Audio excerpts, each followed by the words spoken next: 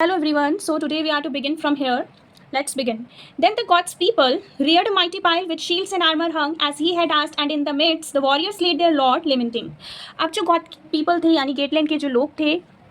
वो जो है एक माइटी पाइल बनाते हैं, बड़ा सा ढेर बनाते हैं लकड़ियों का, जिसके चारों तरफ वो शील्ड्स और आर्मर्स लटका देते हैं, डेकोरेट कर देते हैं जहाँ पे वो क्रिमेशन होना है, जिन लकड़ियों के ऊपर उसका बेओवुल्फ का, as he had asked exactly the way Beowulf described before he was dying कि मेरे क्रिमेशन किस तरीके से होना चाहिए, मुझे किस तरीके से बरिड किया जाना चाहिए। तो वो सेम वैसे ही करते हैं जैसे उसने बताया था, और उस माइटी पाइल के ऊपर उसमें बीच में वो उस वॉरियर को लेट कर देते हैं, वॉरियर मतलब बेओवुल्फ को, जो कि उनका लॉर्ड था, और साथ ही साथ वो लेमेंट भी कर रहे हैं, मतलब रो रहे हैं, दुख भी प्रकट कर रहे हैं। Then the warriors on the mount kindled a mighty bale fire, और फिर जो है वहाँ पे जो है वो अब फायर लगाएंगे, किंडल करेंगे फायर को, और उसमें से एक माइटी फायर निकलेगा, उस मतलब जब वो उसकी डेड बॉडी जलती है, और उसमें से फिर एक ब्लैक स्मोक निकलेगा। The smoke rose black from the Swedish pine, उसमें से धुआं निकलेगा, और जो स्मोक है वो ब्लैक है, और ये जो ब्लैक कलर का स्मोक है, ये जो लकड़ी यूज़ करी गई है ये पाइन ट्रीज़ की लकड़ियाँ हैं, क्योंकि गेटलैंड जो है स्वीडन में पड़ता है, इसलिए ये जो पाइन ट्रीज़ की लकड़ियाँ हैं उनको बोला गया है स्वीडिश पाइन, की स्वीडिश पाइन से जो है ब्लैक कलर का स्मोक निकल रहा है। The sound of flame mingled with sound of weeping, और उस आग का जो फ्लेम है,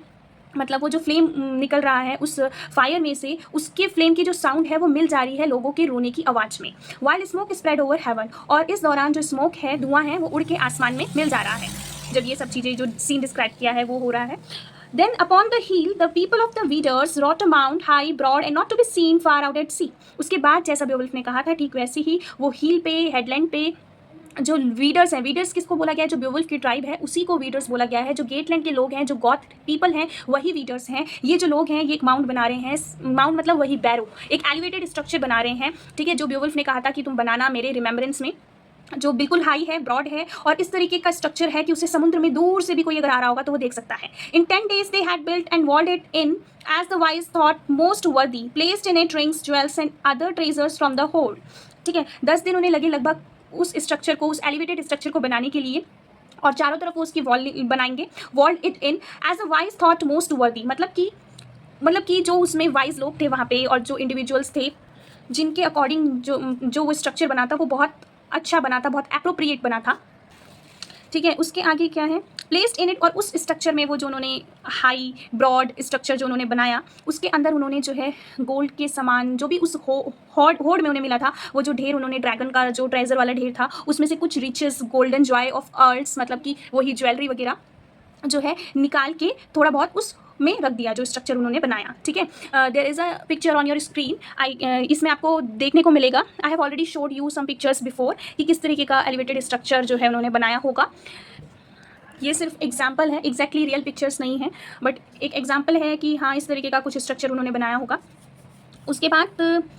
10 दिन उन्हें लगभग इस चीज़ को बनाने के लिए लगे, उन्होंने चारों तरफ उसकी वॉल बनाई, और ये जो स्ट्रक्चर जो भी उन्होंने बनाया था as the wise thought most worthy, मतलब जो इंडिविजुअल्स बहुत वाइज थे उनमें, उनके अकॉर्डिंग ये मोस्ट वर्दी स्ट्रक्चर उन्होंने बनाया। प्लेस्ड इन इट, उसमें उन्होंने रिंग्स, ज्वेलरीज और बाकी सब ट्रेजर्स जो भी थे वो उस होर्ड से, जो कि उन्हें उस ड्रैगन के केव से मिले थे, रख दिए वहाँ पे लाके।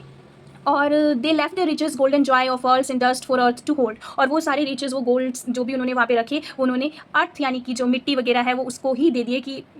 वो वहाँ पे रखे, और वो वहीं पे हमेशा के लिए रह गए। वेयर येट इट लाइज, मतलब कि जहाँ पे वो अभी भी पड़े हुए होंगे, यूजलेस एज एवर, क्योंकि वहाँ पे उसका यूज़ तो कुछ होना नहीं है, बट एज अ ट्रिब्यूट उन्होंने पे कर दिया बेओवुल्फ को। Then about the mount the warriors rode and raised a mournful song for their dead king. अब जब उन्होंने माउंट बनाया था, वो बैरो बनाया था, वो रेस्ड स्ट्रक्चर बनाया था, उसके चारों तरफ वो वॉरियर्स जो हैं घूमते हैं, ठीक है, और एक मॉर्नफुल सॉन्ग गाते हैं, मतलब एक तरीके से परिक्रमा करते हैं उस स्ट्रक्चर के चारों तरफ। और वो जो मोल्ड उन्होंने बनाया है, माउंट उन्होंने बनाया है, वो जो बैरो स्ट्रक्चर उन्होंने बनाया है, वो जो है उसके अंदर उन्होंने क्या किया, सबसे पहले आपको पता है कि बेओवुल्फ को उन्होंने क्रीमेशन किया। अब क्रीमेशन करने के बाद जो उसकी एसेस बची थी, जो उसकी राख थी, उसको उन्होंने जो उन्होंने वो ब्रॉड हाई स्ट्रक्चर बनाया उसके अंदर प्रिजर्व किया, और साथ ही साथ ट्रिब्यूट में ज्वेलरीज वगैरह भी रखी। और अब जो है बनाने के बाद वो उसके चारों तरफ चक्कर लगाएंगे, मॉर्नफुल सॉन्ग्स गाएंगे, अपने डेड किंग को जो है ट्रिब्यूट पे करेंगे। exalted his brave deeds, holding it fit man honor their liege lord, praise him and love him when his soul is flat। यहाँ पे इन्होंने बोला है कि जैसे इन्होंने बताया कि फिर वो उस माउंट पे जो स्ट्रक्चर उन्होंने बनाया उसके चारों तरफ घूमेंगे, मॉर्नफुल सॉन्ग गाएंगे, मतलब शोक गीत गाएंगे, और उन शोक गीत के जरिए वो क्या करेंगे, डेड किंग की जो ब्रेव डीड्स हैं उनकी प्रशंसा करेंगे। ठीक है, जो भी उसने ब्रेव डीड्स की अपने लाइफ टाइम में, उनकी प्रशंसा कर रहे हैं। Holding it fit man honour their liege lord. ठीक है, मतलब कि इस तरीके से, मतलब वो एकदम ठीक अच्छा ट्रिब्यूट दे रहे हैं अपने उस मैन को जो ओनर के काबिल है, और जो कि उनका लीज लॉर्ड था, मतलब कि वो उन्हें लैंड वगैरह देता था, वो उसके अंडर में अपनी लैंड वगैरह होल्ड करते थे, तो इसलिए यहाँ पे लीज लॉर्ड बोला है। Praise him and love him, उसकी प्रशंसा कर रहे हैं, शो गीत गाकर उसे प्यार जता रहे हैं। When his soul is fled, जब उसका जो सोल है वो हेवन की तरफ जा रहा है उस दौरान। दस the people, Gates people, sharers of his heart, mourned their chief's fall, praised him of kings of man, the mildest and the kindest, and to all his people gentlest, earning for their praise. तो यहाँ पे उन्होंने बोला है कि मतलब जो भी फिर वो जो गेट के लोग हैं जो कि उसके साथ हर्थ पे मतलब उसकी हर्थ शेयरर थे, यानी कि मैंने जो आपको लास्ट प्रीवियस फोटो में दिखाई थी फोटो, उसकी हर्थ कौन सा प्लेस होता है। हर्थ शेयरर का मतलब यही हो गया कि जैसे आज के समय पे हम बोलते हैं कि टपरी वाले दोस्त हैं तो मेरे साथ टपरी पे बैठा करते थे, तो वैसे ही वो उसके जो क्लोज फ्रेंड्स थे, ट्रू फ्रेंड्स थे, जो उसके साथ हर्थ पे बैठा करते थे। ठीक है, वो अपने चीफ की डेथ पे, उसके फॉल पे मॉर्न कर रहे हैं, शोक प्रकट कर रहे हैं, रो रहे हैं, और साथ ही साथ उसे प्रेज कर रहे हैं। Of Kings praised him, of Kings of man, मतलब कि the mildest and the kindest, मतलब कि जितने भी किंग हैं, जितने भी मैन हैं, उन सब में सबसे माइल्डेस्ट था और काइंडेस्ट था, नर्म दिल था और मतलब कि दयालु था। And to all his people gentlest, और अपने सभी लोगों के लिए सबसे ज़्यादा जेंटल था। अर्निंग फॉर देयर प्रेज, और हमेशा इस तरीके के काम करता था और जिससे कि उसे जो है लोगों की प्रेज मिले, प्रशंसा मिले, और हमेशा लालसा भी रखता था कि मुझे लोगों की प्रेज मिले इस चीज़ का।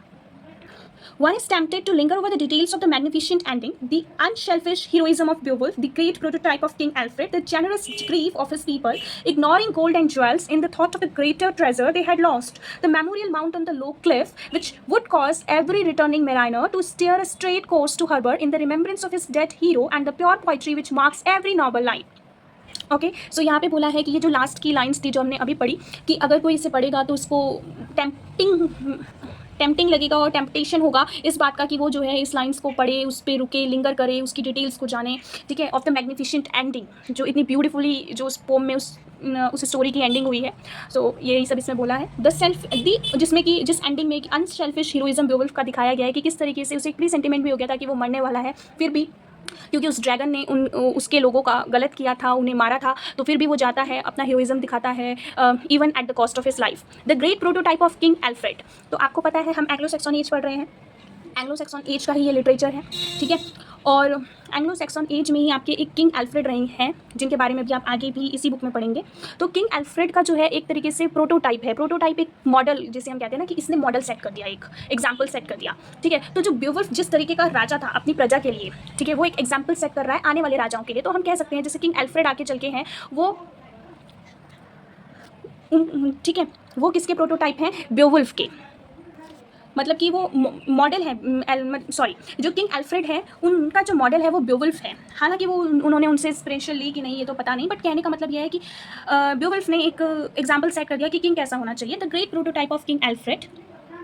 ठीक है, प्रोटोटाइप बोलते हैं the first model of something from which other forms will be derived. ठीक है, तो उसके बाद है the generous grief of his people, ignoring gold and jewels in the thought of the great treasure they had lost, मतलब कि उसके लोगों का जो दुख हमने देखा लास्ट लाइन में कि किस तरीके से लोग रो रहे हैं, और साथ में ट्रिब्यूट में जो वो रिचेस है, जो गोल्ड है, ज्वेलरी है, जो उन्हें उस होड़ में मिली है, उसमें से कुछ जो है वो उस माउंट के अंदर भी रख दे रहे हैं उसको ट्रिब्यूट पे करने के लिए, क्योंकि उनके अंदर दुख है कि उन्हें जो ट्रेजर मिला है इतना सब कुछ, उस चीज़ का खुशी नहीं है उन्हें, उससे भी ज़्यादा दुख उन्हें इस चीज़ का है कि उससे भी बड़ा जो गोल्ड उनका था वो उन्होंने लॉस्ट कर दिया है।